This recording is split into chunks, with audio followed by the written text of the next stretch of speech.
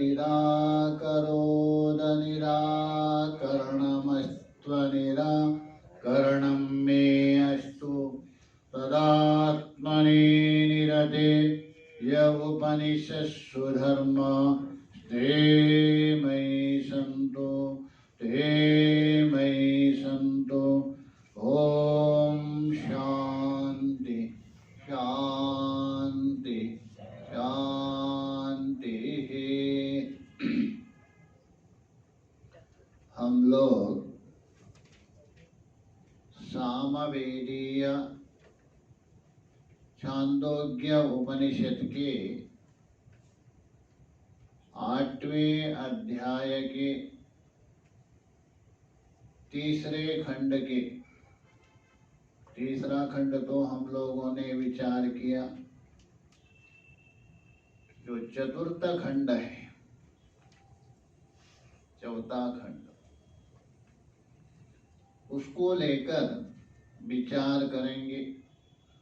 मंत्र का उच्चारण तो कल हुआ था। ये जो चौथा खंड है, प्रकारांतर से उस परमात्मा की उपासना यहाँ बता रहे हैं। एक तो पहले बता दिया था सत्यम के सत्यम अक्षर उपासना बताया था। और यहाँ सेतु दृष्टि से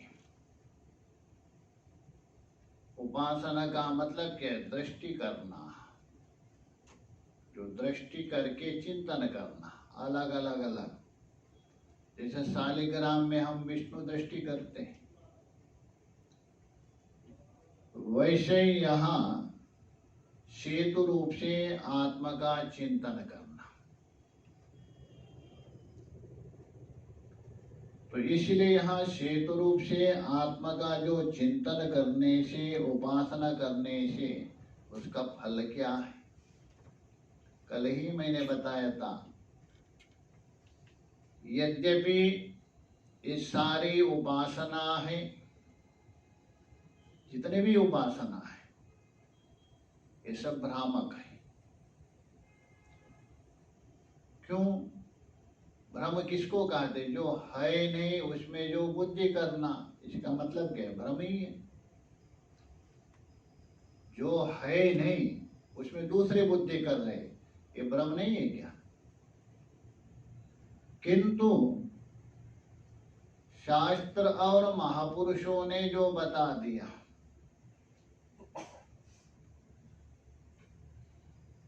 वो जो भ्रम है फलदायक, फल दे रहे हो।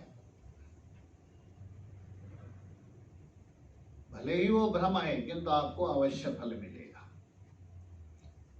इसको कहते हैं संवादी भ्रम। किंतु एक भ्रम होता है, उसमें कोई फल नहीं मिलता है।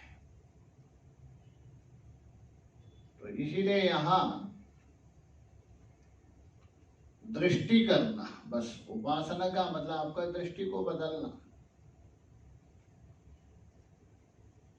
तो इसलिए यहाँ आत्मा सेतु रूप से उपासना, जैसा बृहदारण्यक में एक आता है, वेद है उसमें धेनु दृष्टि करके उपासना,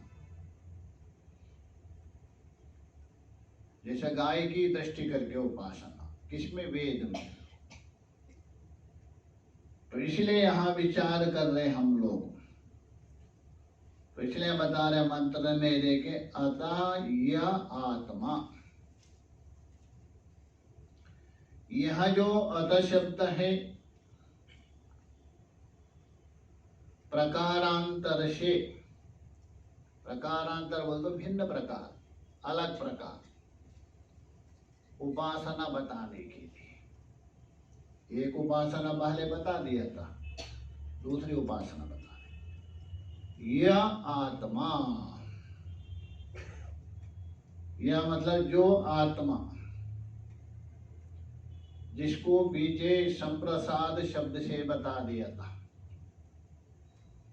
पिछले खंड में, अर्थात तीसरे खंड में। चौथा मंत्र देख लीजिए, तीसरे खंड का चौथा मंत्र, वहां एक शब्द प्रयोग किया था संप्रसाद करके। देखिए, अतः एषा संप्रसादो, मिल गया ना सबको? पिछले खंड का चौथा मंत्र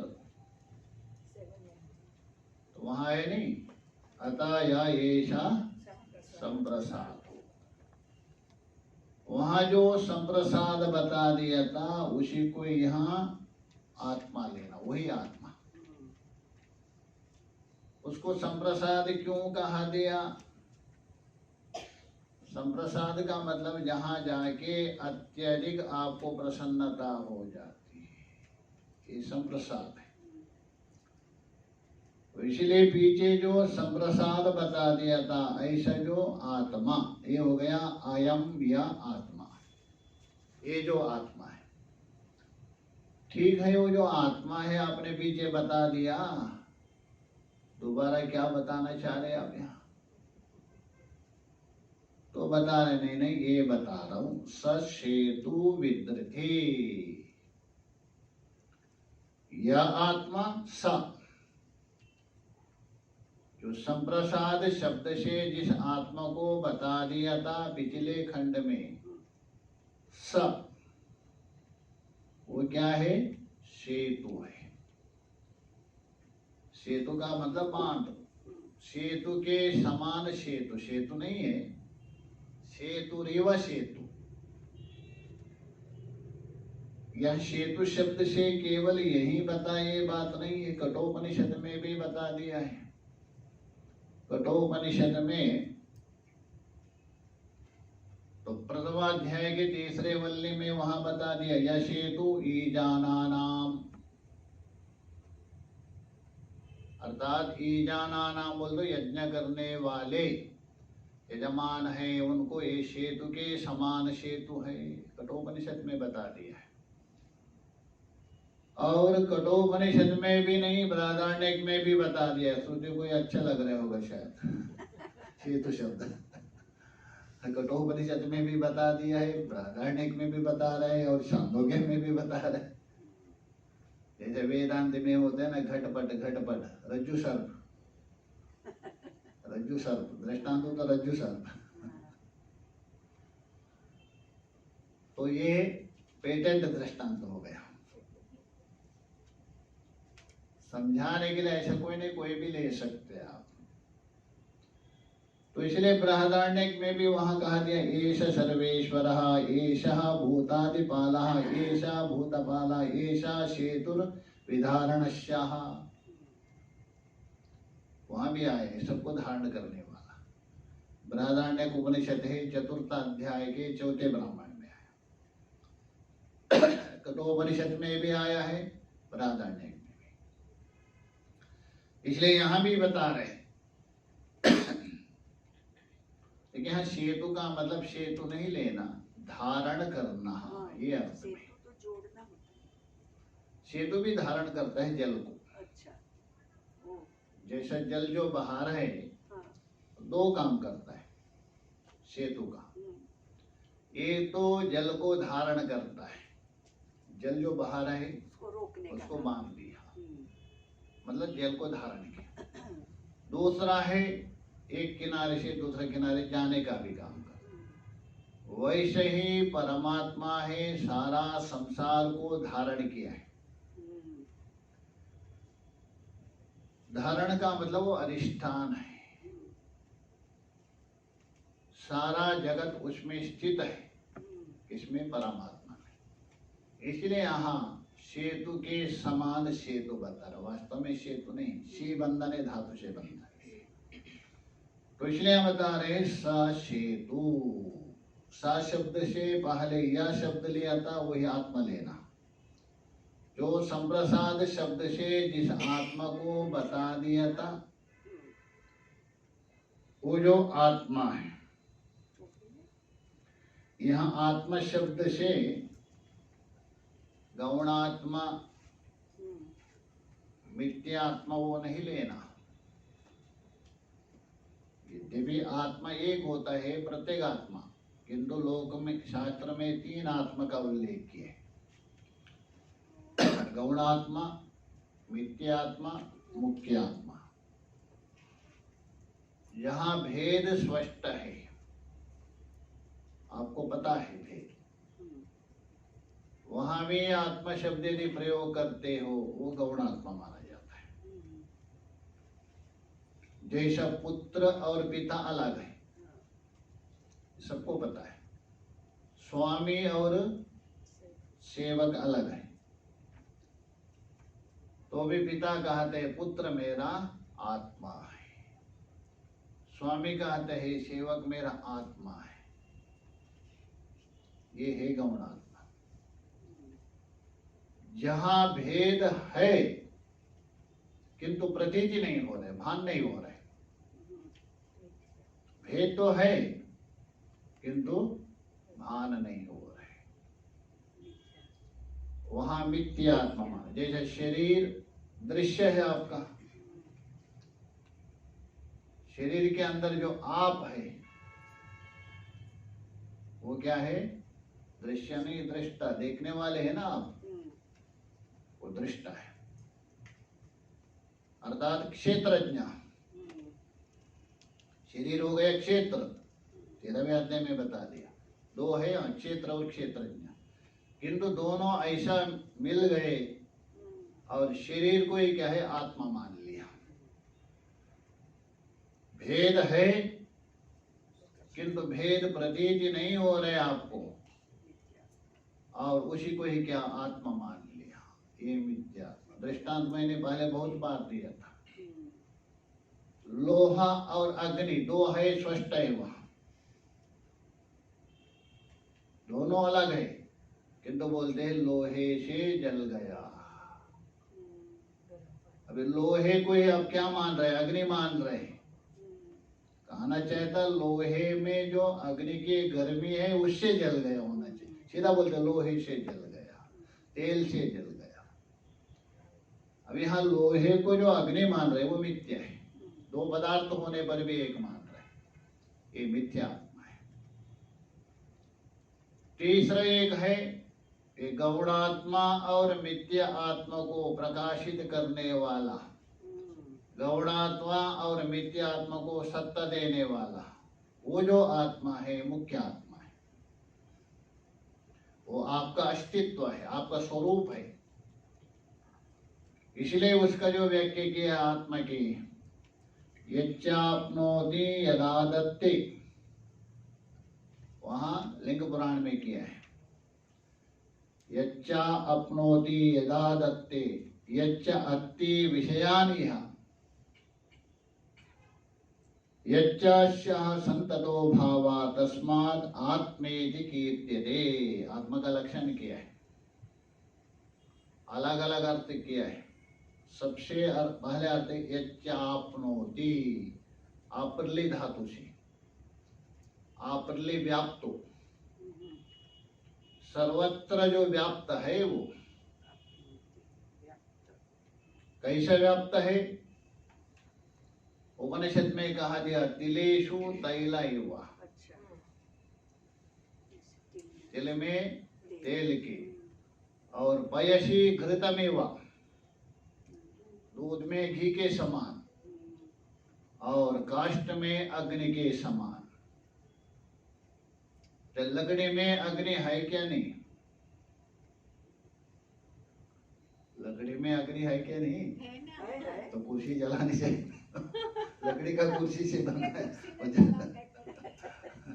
लकड़ी से बनाए हुआ जो कुर्सी है वो जलाना चाहिए, किंतु अग्नि है उसमें व्याप्त रूप से। यदि अग्नि ना होता तो, जैसे यज्ञ में अरणि मंथन करते, अग्नि कहाँ से उत्पन्न हो रही? अग्नि है, किंतु वो जो अग्नि है आपको जला नहीं सकती। जलाने वाली अग्नि है वृत्त्यारूढ़ होती है, ईंधन में आरूढ़ हो जाती है, स्थूल रूप धारण करती, तभी जलाती। स्थूल रूप धारण किया तभी जलाती अग्नि, ऐसा अग्नि नहीं जलाती। किंतु सारे व्याप्त है लकड़ी में, वैसे ही ये सारे जगत में परमात्मा व्याप्त है। कल ही बताया था किस रूप से, अष्टि भाति प्रिय, सभी में है। कोई वस्तु उठा के देखिए, बस एक वस्तु में थोड़ा दब जाएगा, आनंद प्रिय में, प्रिय। बाकी सभी रहेगा। क्योंकि 3 वृत्ति बनती है हमारी, सात्विक, राजसिक, तामसिक। तो तामसिक और राजसिक वृत्ति में 4 रहेगा, सात्विक वृत्ति में 5 का 5 रहता है। सात्विक जहां वृत्ति बन गई, नाम, रूप, अष्टि, भाति, प्रिय, पंचदशिकार ने बताया, उसमें 5 रहेगा। राजसिक वृत्ति है, तामसिक वृत्ति है, उसमें जो तीसरा जो आनंदम शनक भाव होता है। जैसे मान लीजिए आप किसी व्यक्ति को देखा, शत्रु को देखते हुए आपके अंदर कौन सी वृत्ति बनी, राजसिक वृत्ति बनी। शत्रु है, शत्रु नाम हो गया, रूप हो गया, शत्रु है, शत्रु भान हो रहे, प्रिय नहीं रहेगा। क्यों? राजसिक वृत्ति बन गया। और कोई अनुकूल वस्तु आपको मिल गए, सात्विक वृत्ति, रसगुल्ला आता हो कोई, मान दीजिए सात्विक वृत्ति बन गई, तभी रसगुल्ला अथवा गन्ना नाम हो गया, रूप हो गया, है, भान हो रहे, प्रिय है, क्यों? सात्विक वृत्ति बन गई। तो सात्विक वृत्ति में 5 का 5 भान होता है, 2 वृत्ति में 4 का भान होता है। तो इसलिए यच्च आपनोति, सारे जगत में व्याप्त है वो आत्मा है। एक लक्षण क्यों? आप्रली धातु से, यदा दत्ते, सबको धारण करता है, आधत्ते, सबको आनंद करता है, धारण करता है, इसलिए आत्मा है। और यश्च अत्ति, कठोपनिषद में बता दिया, ब्रह्मंच क्षत्रंच उभे भवति ओदनम। ब्रह्म सूत्र में कहा अत्ता चराचर, सारा जगत को खा लेता है, इसलिए अत धातु से बनेगा यच्च अत्ति, प्रलय काल में सारे जगत को भक्षण करता है, इसलिए आत्मा है। इसको विषयान, यच्चाश्या संतता भावा, वो अत सतत्यागमने धातु, वो अधिका, निरंतर जो व्याप्त, जागृत स्वप्न सुषुप्त में निरंतर ओतप्रोत है, इसलिए भी आत्मा माना जाता है। तस्माद आत्मेति कीर्त्यते, इसलिए आत्मा कहा दिया है, आत्मा का लक्षण किया है। ये जो लक्षण है मुख्य आत्मा में घटेगा, न गौणात्मा में न मिथ्यात्मा। इसलिए हम बता रहे अतः यह आत्मा सा सेतु, अर्थात उसको क्या मान रहे हैं? सेतु, सेतु दृष्टि, आत्मा को सेतु के समान सेतु मान रहे हैं। देखिए किसी में दृष्टि करने के लिए कुछ ना कुछ थोड़ा सादृश्य होना चाहिए, पूरे का पूरा नहीं होता है, पूरे का पूरा बनेगा भी नहीं। अच्छा, शालिग्राम में आप विष्णु बुद्धि क्यों करते हैं? शालिग्राम में विष्णु बुद्धि करते हैं, क्यों करते हैं? अन्य में करना चाहिए, क्योंकि शालिग्राम के अंदर शंख या चक्र है अंदर। शालिग्राम यदि आप अंदर तोड़ देंगे, या तो शंख मिलेगा या चक्र है अंदर, कोई भी शालिग्राम है। कभी कभी आप गंडकी नदी में जाइए, देखिए फटा हुआ, उसमें दिखता है चक्र, भाग जो आधा कटा हुआ उसमें दिखता है। सोना गोल्ड भी रहता है ऐसा, गोल्ड हो या ना हो, गोल्ड के जैसे है, परंतु है शंख और चक्र रहता है, इसलिए वहां विष्णु कुछ ना कुछ उसमें सादृश्यता होना चाहिए। वैसे ही यहाँ ये जो आत्मा है उसको क्या दृष्टि मान रहे हैं आप? सेतु स्वरूप मान रहे, सेतु दृष्टि कर रहे। किसमें? आत्मा में। जैसे शालिग्राम में आप विष्णु बुद्धि किया, वैसा आत्मा में सेतु बुद्धि कर रहे। क्यों सेतु बुद्धि कर रहे हैं? जैसे सेतु है जल को धारण करता है, जल को रुकाता है, वैसे ही परमात्मा है, सारा जगत को धारण करता है, संपूर्ण जगत को। उसको स्पष्ट कर रहे, देखिए विद्रते, स सेतु विद्रति। विद्रति कहते हैं विधारण। विधारण बोल तो विशेष रूप से धारण करना। एक तो सामान्यता धारण करते हैं, एक विशेष रूप से धारण कर रहे हैं। संपूर्ण जगत को विशेष रूप से परमात्मा ने धारण किया है, सबको धारण करके बैठे हैं, तो इसलिए बोले विद्रति। अच्छा ठीक है, परमात्मा ने क्यों धारण किया, क्या आवश्यकता उसको, सबको धारण किया क्यों, तो उसके लिए बता रहे येषाम लोकानाम असंभेदाय। येषाम लोकानाम, ऐसा मतलब इन सारे जो लोक है, समस्त लोक लेना, भूर्भुवः स्वा लीजिए अथवा 14 लोक लीजिए, अथवा ऊपर के 7, मूलतः 3 है, भूर्भुवः स्व, उसे कई भेद करके 14 होते, ऊपर के 7 नीचे के 7। तो कहने का मतलब सारा ब्रह्मांड। तो इसलिए बोल रहे येषाम लोकानाम, भूरादि लोकानाम, मंत्र में चल रहे हैं। हाँ जी।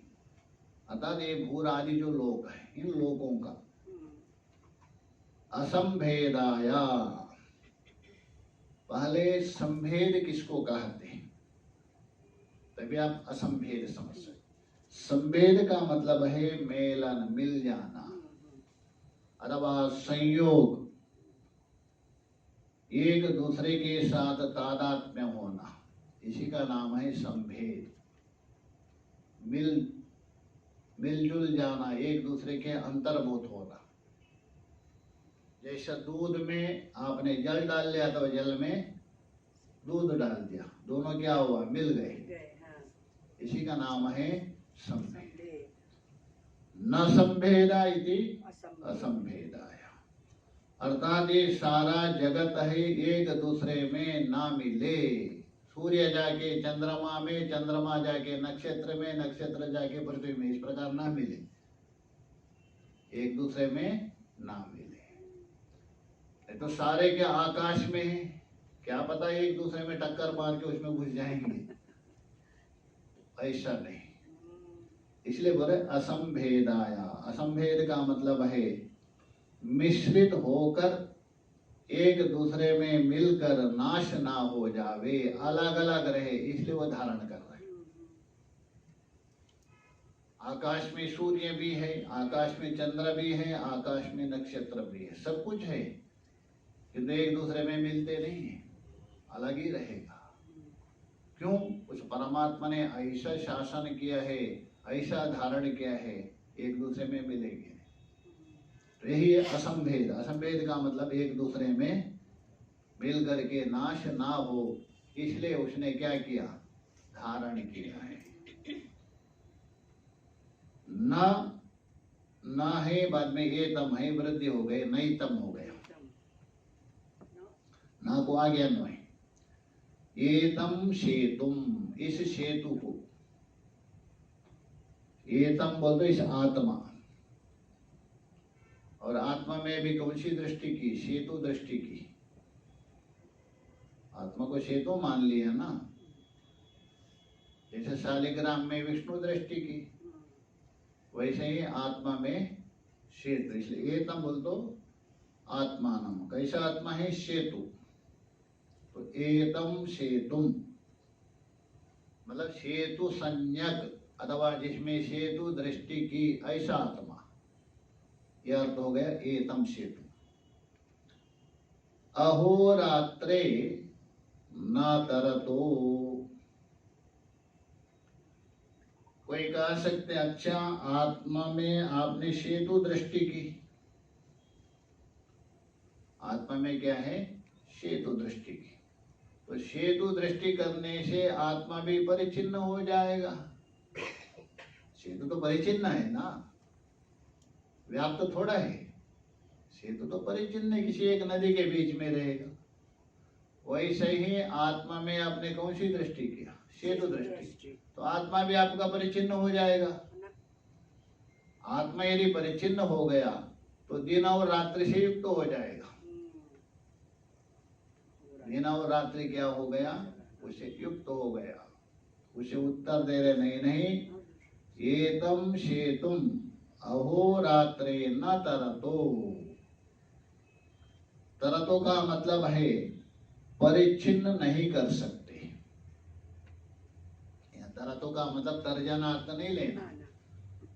दिन और रात्रि सभी को परिच्छिन्न कर रहे हैं। जितने भी मनुष्य जन्म हुए उनको परिच्छिन्न कर रहे हैं। अच्छा बोलते हैं कितने साल है? 100 साल है। अब बोलते हैं मेरे कितने 80 साल हो गए, मेरे 60 साल हो गए, मेरे 65 साल हो गए। बोलते हैं क्या नहीं? आपकी आयु कितनी, एज कितने बोलते हो? बोले कि 60 50।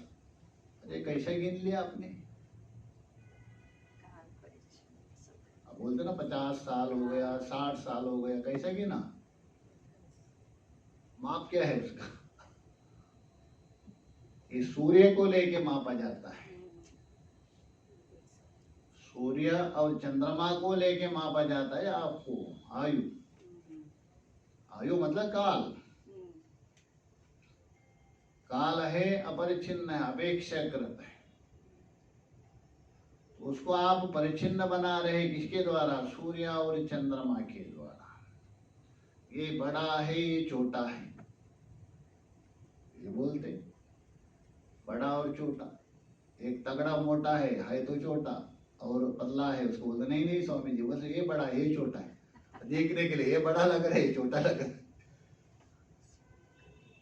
तो आप बड़ा कैसा कहा रहे? वहां बड़ा है आदि का तारा सूर्य संयोगत्वम ज्येष्ठत्वम। ज्येष्ठ होता है उसको बड़ा कहते हैं। ज्येष्ठ का मतलब आयु से जो अधिक है उसको ज्येष्ठ कहते हैं। गुण से जो अधिक होता है वो श्रेष्ठ कहते हैं।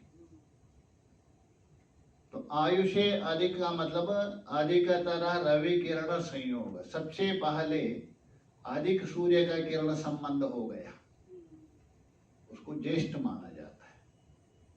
बस वहां से आपकी आयु गिनती, सूर्य का किरण संबंध होने से अथवा चंद्र का तिथि संबंध होने से वहां से आयु गिना जाता है। 1 साल हो गया, 2 साल हो गया करके। तो कहने का मतलब ये सूर्य और चंद्र दिन और रात्रि के द्वारा सभी प्राणियों को परिच्छिन्न कर रहे, माप रहे। यद्यपि शतश्लोकी में भगवान भाष्यकार जी ने बता दिया सूर्य में दिन रात्रि नहीं है। सूर्य में कहां से दिन रात्रि है? दिन रात्रि है हमारे दृष्टि से, हम परिच्छिन्न है इसलिए हमारे दृष्टि से दिन रात्रि हो रहे। जब तक इस नेत्र का विषय बन रहे सूर्य या प्रकाश तब तक हम दिन मानते, और इस नेत्र का विषय नहीं बन रहे रात्रि कहा है। बस यही दिन और रात्रि। अच्छा यदि रात्रि होता तो अमेरिका में जाइए वहां दिन कैसा होगा? सूर्य में यदि रात्रि होता तो वहां दिन नहीं होना चाहिए। अभी हमारा तो दिन है, अमेरिका में शायद रात्रि भी हो सकती। सूर्य में नहीं है, हमारे दृष्टि में है, क्योंकि उसमें परिच्छिन्न हुआ है। तो कहने का मतलब है सूर्य और चंद्रमा दिन और रात्रि के द्वारा सबको परिच्छिन्न कर रहे हैं। इसलिए आदित्य का लक्षण ही किया है वहां। आदित्य क्यों है? आदानात, सभी प्राणियों का कर्म को आदान करके ग्रहण करके निरंतर जो करते क्षण नष्ट करते, इसलिए उसका नाम है आदित्य। आपके आयु को नष्ट कर रहे हैं। इसलिए भर्तृहरि ने कहा दिया है आदित्यस्य गता आहरः संक्षीयते जीवनम। सूर्य उदय हो रहे, अस्त हो रहे, बोलते बहुत बढ़िया दिन बीत रहे नहीं, दिन समाप्त हो रहे। आदित्य के द्वारा दिन आपका क्षीण हो रहे। और बोलते हैं वो व्यक्ति बड़ा हो गया। अरे बड़ा नहीं, सब बूढ़ा हो रहे हैं। हो रहे बूढ़ा, किंतु आरोप कर रहे बड़ा हो गया। क्योंकि मान लीजिए आपके पास किसी ने आपको 100 रुपए दिया, तो 100 रुपए में आपने 20 रुपए खर्चा कर दिया, घट रहे क्या बढ़ रहे? घट रहे। तो वैसे पर 100 रुपए हम लोग में तो 100 साल है, इसमें 20 साल समाप्त हो गए, तो घट रहे बढ़ रहे कहाँ से? तो बोलते हम बड़ा हो रहे। कोई बड़ा नहीं होता, जब से आप जन्म हो गए तभी से मृत्यु की ओर जा रहे, समाप्ति की ओर जा रहे, किंतु व्यवहार में मानते बड़ा हो रहे। इसका मतलब आदित्य और चंद्रमा दिन और रात्रि के द्वारा क्या करता है? परिचिन्न करता है। इसी का नाम है तरतु। किंतु एतम शेतुम अहोरात्रे न तरतु। पहले तरतु समझ लीजिए। तरतु का मतलब है परिचिन्न करता है। कौन? अहोरात्रे, दिन और रात्रि। कहने का मतलब सूर्य और चंद्रमा दिन और रात्रि के द्वारा सभी प्राणियों को परिचिन्न कर रहे, कवलित कर रहे, किंतु ये आत्मरूप सेतु को न तरता, परिचिन्न नहीं कर सकता। क्यों? वो स्वयं अपरिचिन्न है, वो स्वयं अपरिचिन्न है। क्योंकि परिचिन्न आपको कौन कर रहे हैं? अहोरात्रि, दिन और रात्रि है ना। किसके द्वारा? सूर्य और चंद्रमा। किंतु सूर्य और चंद्रमा भी परिचिन्न है, भले हमारे शरीर के दृष्टि से वो परिचिन्न ना हो, किंतु अंततः जाके वो भी परिचिन्न है। आत्मा तो क्या है? देशता कालता वस्तुता अपरिचिन्न है। उसको कौन परिचिन्न करेगा? उसको कोई भी नहीं करे। इसलिए न तरतः, अर्थात उसको परिचिन्न नहीं कर सकते हैं। कौन? दिन और रात्रि। अच्छा, दिन और रात्रि है, वो जिसको परिचिन्न कर रहे हैं वही बूढ़ा और मृत्यु होता है। बोलते ना मैं बूढ़ा हो गया, क्यों? 70 साल हो गए। मैं बूढ़ा हो गया, क्यों? 90 साल हो गया। आयु ने आपको क्या किया? परिचिन्न किया, तभी आप बूढ़ा मानते हैं। अभी मैं मरने वाला हूँ, 100 साल भी हो रहे हैं। तो ये जो जरा और मृत्यु है, ये किसको लेके आता है? दिन और रात्रि, सूर्य चंद्रमा को लेकर, काल को लेकर। और यहाँ दिन और रात्रि रूप काल जिसको परिचिन्न ही नहीं कर रहे, जिस आत्मा को, क्या उसमें बूढ़ा और मृत्यु रहेगा? तो वही बता रहे, ना जरा ना मृत्यु। ये जरा और मृत्यु है किसकी? शरीर का धर्म है। आत्मा में ना जरा है ना बुढ़ापा है, न शोको, ना उसमें शोक नहीं। शोक तो मन का धर्म है। शोक जो है मन का धर्म है। अच्छा, जागृत भी शोक होता है क्या? नहीं होता है। स्वप्न में भी होता है। गाढ़ा निद्रा में शोक होता है क्या? यदि गाढ़ा निद्रा में शोक हो तो आप गाढ़ा निद्रा में कहे नहीं। तो इसलिए मन का धर्म है। अन्वय और व्यतिरेक से सिद्ध होता है। मन है शोक मोहादि, मन नहीं है शोक मोह भी नहीं। इसलिए यहाँ शोक भी नहीं। न सुकृतम न दुष्कृतम। सुकृत कहते हैं धर्म अथवा पुण्य, दुष्कृत कहते हैं अधर्म। न वह धर्म है न अधर्म है। देखिए, धर्म और अधर्म है, ये शरीर का कारण बनता है। शरीर का कारण है धर्माधर्म माना है। किंतु शरीर कहाँ तक है? हिरण्यगर्भ तक। उससे आगे शरीर नहीं माना जाता। ईश्वर का शरीर नहीं है। जो ईश्वर है उसका शरीर नहीं है। क्यों नहीं है? धर्माधर्म से परे है वो। हाँ, यदि ईश्वर का शरीर यदि मानते हो, माया को ही शरीर मान ले, माया को ही मन मान ले, किंतु अलग शरीर नहीं उसका। हिरण्यगर्भ का शरीर है, जो हिरण्यगर्भ का शरीर है वही ईश्वर का शरीर है। अंतर्यामी ब्राह्मण में बता दिया भ्राता ने, उसका अलग शरीर नहीं। इसलिए हम बता रहे न सुकृतम न दुष्कृतम। सुकृत कहते हैं धर्म, ना उसमें धर्म है न उसमें अधर्म है। धर्म और अधर्म है वो परिच्छिन्न में होता है, और ये जो आत्मा कैसा है अपरिच्छिन्न है, धर्माधर्म से भी परे। सर्वे पाप्मानो अतोह निवर्तन्ते। अतोह सर्वे पाप्मानो निवर्तन्ते। अतो बोल दो अस्मात्। अतो का मतलब अस्मात्, इससे। सर्वे पाप्मान बोल दो संपूर्ण पाप, एक नहीं सारे पाप। क्योंकि पुण्य भी है ना, वो भी पाप ही माना जाता है। इसको ज्ञानी के दृष्टि से पुण्य को भी पाप ही माना है, क्योंकि वो फल देता है। हाँ, बस इतना अंतर है। पाप बंधन का ही कारण है, पुण्य बंधन का भी कारण है। वहां भी लगेगा, एक में ही लगेगा। क्योंकि यदि आप पुण्य कर्म करते हैं, उस पुण्य कर्म के फलस्वरूप से आप लोकांतर मिलेगा, तो वहां जाके भोगना पड़ेगा। भोगने के बाद क्षीणे पुण्य मर्त्यलोकम विशंति, वापस आना पड़ेगा। यदि निष्काम रूप से करते हो बंधन निवृत्ति, इसलिए वहां भी लगा दिया।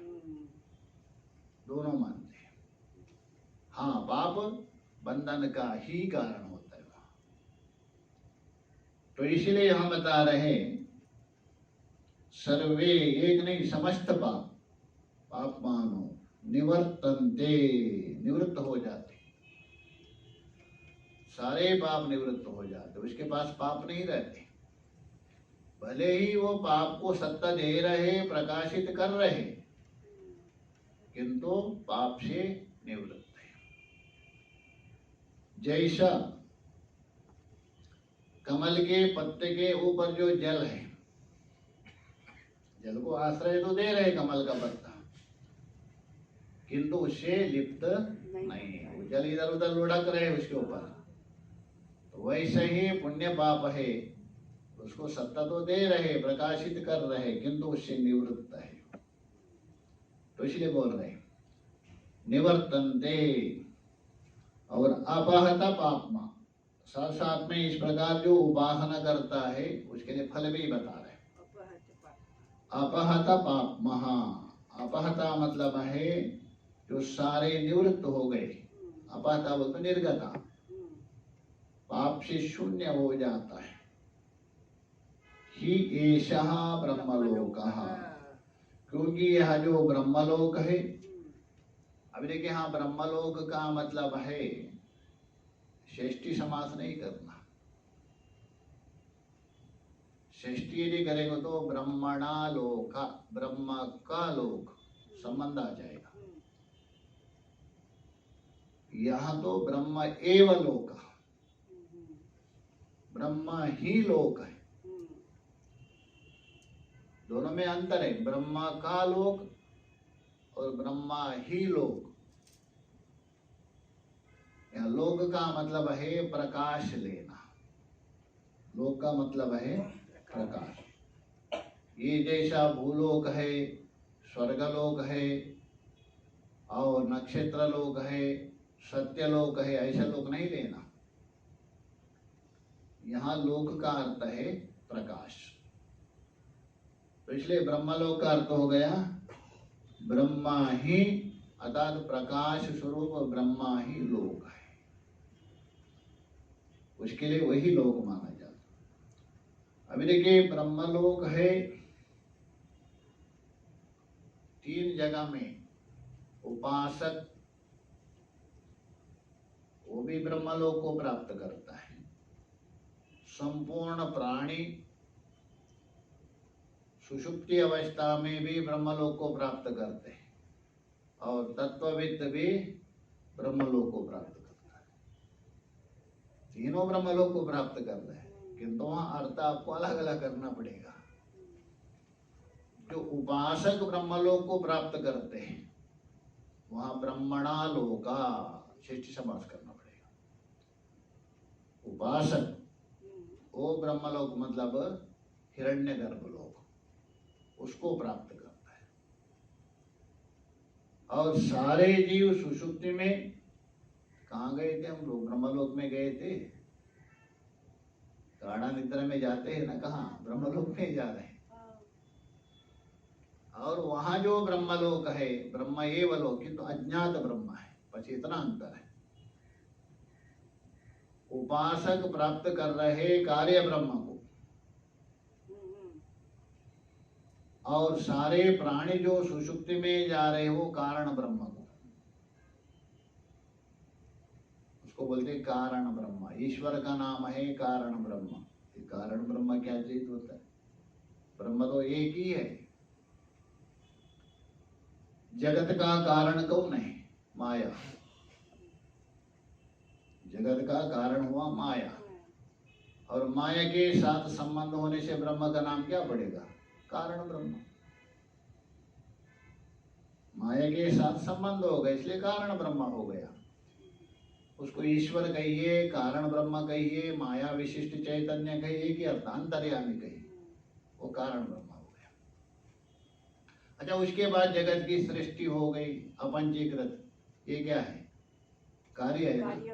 और उसके साथ संबंध होने से उसका कार्य ब्रह्म कहा दिया।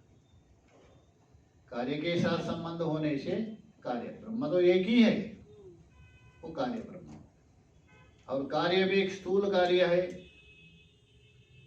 स्थूल कार्य होने से उसके साथ संबंध होने से वो विराट हो गया। सूक्ष्म कार्य के होने से उसको हिरण्यगर्भ। ब्रह्म तो एक ही है। कार्य के साथ संबंध होने से कार्य ब्रह्म, कारण के साथ संबंध होने से कारण ब्रह्म, कार्य कारण से रहित होते निर्गुण ब्रह्म हो गया। एक ही तत्व, अलग नहीं।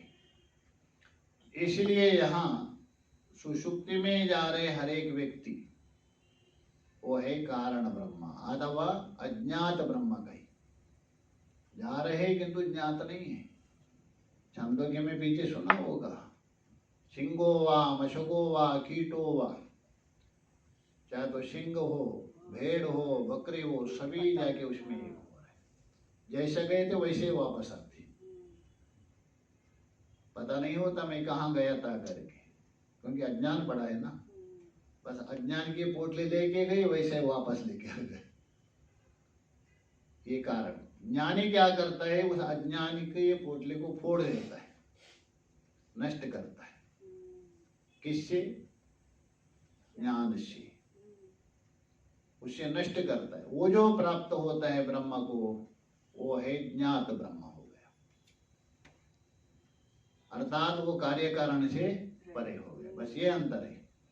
तत्वविद जो प्राप्त करता है कार्य कारण से परे, उसी को अक्षर ब्रह्म कहिए, निर्बीज सत्य कहिए। ये क्या? शुद्ध ब्रह्म। हाँ, शुद्ध ब्रह्म भी कहिए। और सुषुप्ति में जो जाते हैं सबीज सत्य, कारण ब्रह्म ईश्वर, और उपासक जा रहे कार्य ब्रह्म। ये भेद की है।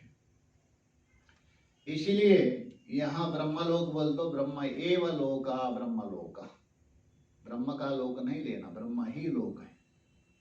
तो ऐसे जो अपहता पापमा मतलब संपूर्ण पाप से निवृत्त होकर वो ब्रह्मलोक पाप शून्य है, ऐसा उपासक भी प्राप्त कर सकता है।